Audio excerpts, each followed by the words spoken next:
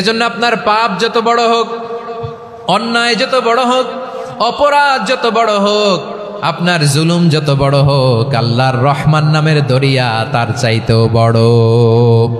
আল্লাহ বলেন, খুলিয়া ইবাদিয়াল্লাযীনা আসরাফু আলা আনফুসিহিম লা তাকনাতু মির রাহমাতিল্লাহ ইন্নাল্লাহা ইয়াগফিরুয যুনুবা জামিআ ইন্নাহু হুয়াল গফুরুর রহিম। ও আমার গুনাহগার বান্দারা শোনো, জুলুম করেছো, ভুল করেছো, অন্যায় করেছো, আল্লাহর রহমত থেকে নিরাশ হয়ো না।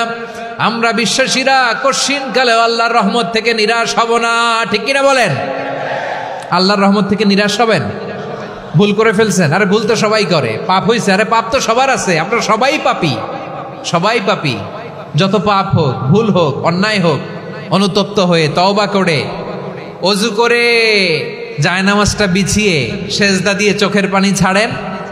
চোখের বেয়ে পড়া পানি আল্লাহর কাছে যে কত প্রিয়। অনুতপ্ত বান্দার চোখের পানির ফোঁটা তার চোখ বেয়ে, নাকের ডগা বেয়ে জমিনে ড্রপ করার আগেই আল্লাহর ওই বান্দার সব গুনাহ মাফ করে দেয়। আল্লাহ বললেন, আমি রহমানুর রহিম, আমি দয়াময়, আমি মেহেরবান। এরপর আল্লাহ বললেন, হুয়াল্লাহুল্লাযী লা ইলাহা ইল্লা হুয়াল মালিকুল কুদ্দুসুস সালামুল মুমিন। ওয়াল্লাহুল্লাযী, তিনি এমন আল্লাহ, লা ইলাহা ইল্লাহু, তিনি ছাড়া কোনো ইলাহ নাই। আল মালিক, তিনি হলেন আল মালিক। দুইটা শেষ, আর রহমান আর রাহিম শেষ। এবার আল্লাহ 3 নম্বর গুণবাচক নামের পরিচয় দিচ্ছেন। আল্লাহ বলছেন, আমি হচ্ছি আল মালিক। আমি কি? মানে সম্রাট। আল মালিক মানে হচ্ছে the king, the king of kings. সব রাজার বড় রাজা, মহারাজা।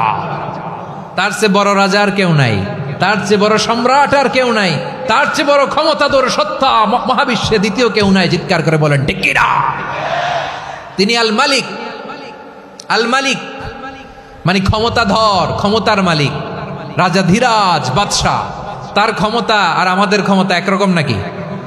হ্যাঁ, আমাদের দুনিয়াতে ক্ষমতা অস্থায়ী ক্ষমতা, ঠিক কিনা বলেন?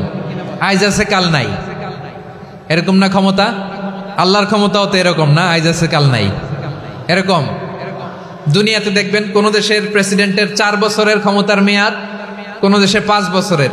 আল্লাহর কয় বছরের? 10 বছরের নাকি 20 বছর, 100 বছর। আল্লাহর ক্ষমতার মেয়াদ কতদিন বলেন? বুঝে থাকলে বলেন তো। চিরকাল তার ক্ষমতার মেয়াদ। চিল্লায় বলেন ঠিক কিনা?